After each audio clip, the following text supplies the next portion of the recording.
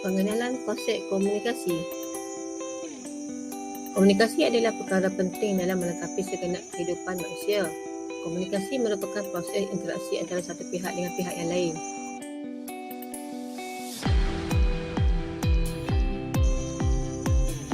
Selain memudahkan perkongsian idea, hubungan interpersonal yang kukuh diharapkan dipupuk oleh kemahiran komunikasi yang berkesan. Kedua-dua komunikasi bukan lisan dan lisan adalah sangat penting. Kedua-dua bentuk komunikasi lisan dan bukan lisan adalah satu antara elemen yang utama.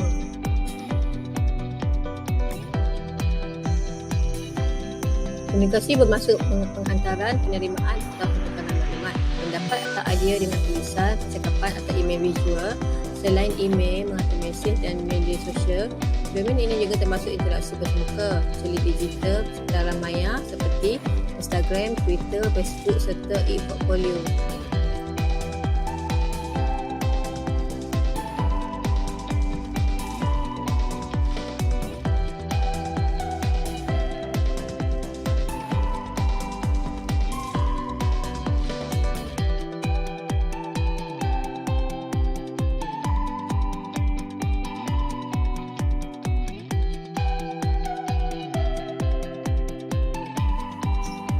Penjelasan tema yang dipilih.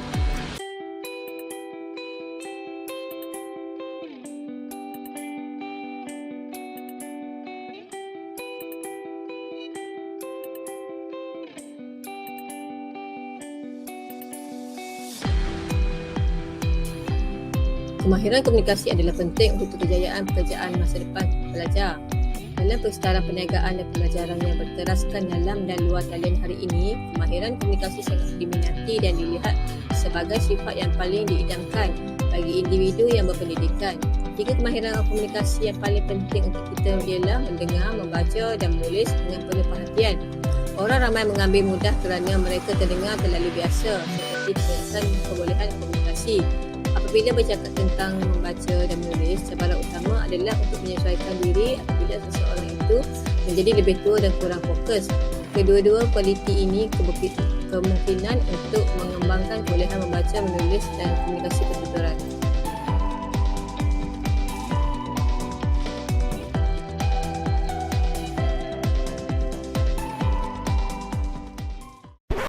Isu yang dikenal pasti dan contoh kelemahan pemimpin. Isu yang dikenal pasti dalam organisasi kerja pelajar, kelemahan kepimpinan adalah isu yang sangat penting dan membimbangkan. Hal ini akan mengganggu keseluruhan prestasi dan perjalanan kerja dalam sesebuah kumpulan pelajar. Pemimpin yang hebat mempunyai keupayaan untuk menyesuaikan diri dengan situasi yang berubah, membuat keputusan berdasarkan keputusan tersebut, berfikir dengan pantas dan menyelesaikan cabaran. Sebaliknya, pemimpin yang tidak berkaliber sangat terperangkap dengan cara mereka dan tidak dapat berubah mengikut keperluan keadaan. Contoh kelemahan pemimpin. Yang pertama, pemimpin yang lemah tidak mempunyai keupayaan untuk memberikan kritikan yang membina. Kedua, pemimpin yang lemah berpuas hati dengan status quo dan tidak mempunyai motivasi untuk memperbaiki diri. Ketiga, pemimpin dalam kalangan organisasi kerja pelajar sering tidak jelas dalam memberi arahan dan tiada kaedah komunikasi berkesan yang diamalkan. Keempat, pemimpin tidak menjelaskan objektif dan motif utama sesuatu tugasan. Kelima, pemimpin yang tidak realistik dalam kepimpinan dan takut untuk memberi pandangan tersendiri. Berkaitan dengan model komunikasi pengurusan. Model komunikasi Aristotle.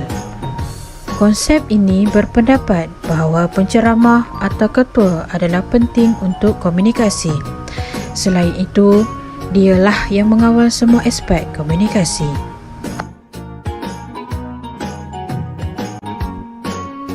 Mengikut kepada model yang telah dikaji, penutur berkomunikasi dengan cara pendengar dipengaruhi dan bertindak balas sebagai hasilnya. Malahan, ini dapat membuktikan bahawa model ini berkait rapat dalam peranan pemimpin dalam cara berkomunikasi yang betul. Di samping itu, dalam komunikasi jenis ini,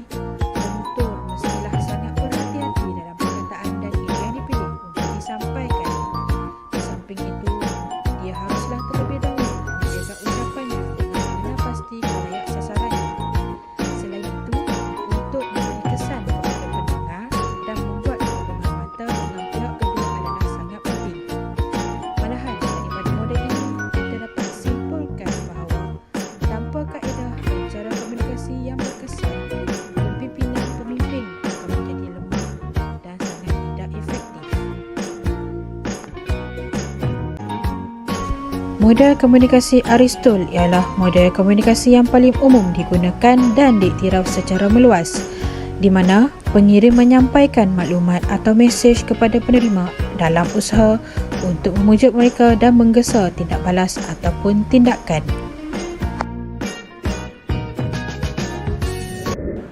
Pandangan dan idea. Salah satu kemahiran dan kualiti kepimpinan yang paling penting ialah komunikasi yang berkesan, iaitu kepimpinan yang berjaya dan komunikasi yang berkesan adalah berjalan dengan seiring. Bagi mencapai pencapaian melalui orang lain, seseorang pemimpin mesti menjadi komunikator yang hebat dalam pelbagai hubungan di peringkat organisasi, dalam komuniti dan kumpulan, dan mungkin pada skala seluruh dunia. Seterusnya, komunikasi kepimpinan yang berfungsi perlu jelas.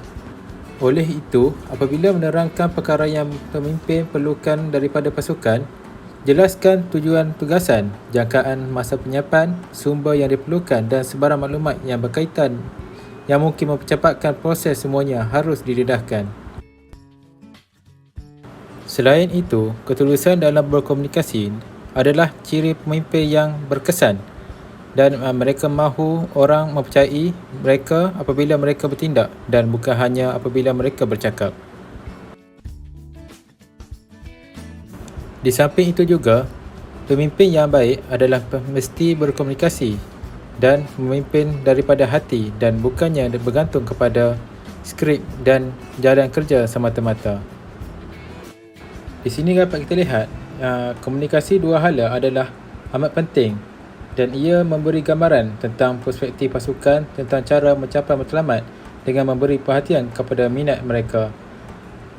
Dengan komunikasi dua hala ini juga, mereka dapat membina satu hubungan, menyelesaikan isu, memastikan pemahaman dan juga meningkatkan ketepatan semuanya dan juga mendapat manfaat daripada pendengaran yang lebih berkesan. Bagi cadangan pula, kita adalah apa yang kita berkomunikasi. Petunjuk bukan lisan menyumbang 93% daripada kesan komunikasi. Beri perhatian kepada bahasa badan yang untuk memastikan mesej yang disampaikan itu betul. Seterusnya, bercakap dengan penumbuk yang digenggam dan kening yang berkerut tidak akan membantu siapa pun, malah membuat demikian akan memberi tanggapan yang salah. Dan sebaliknya, apabila bercakap kita perlu melihat mata orang yang mendengar untuk membina hubungan dan menunjuk minat dan tersenyum ikhlas untuk menunjukkan kemesraan dan kepercayaan dalam memimpin dan berkomunikasi. Di sini kita dapat lihat juga bahasa badan adalah bahasa yang agak penting untuk seseorang itu menilai seseorang itu daripada luaran. Oleh itu, setiap tanggapan yang hendak dilakukan, kita dapat membaca sama ada baik ataupun buruk yang hendak disampaikan. Secara kesimpulannya, yang dapat kita lihat, pemimpin yang mengamalkan kepimpinan strategik mencipta visi untuk syarikat mereka yang akan membolehkannya menyelesaikan diri atau kekal berdaya bersaing dalam sebuah organisasi. Selain itu, kepimpinan memerlukan pemahaman tentang asas komunikasi untuk berkomunikasi dengan lebih berkesan.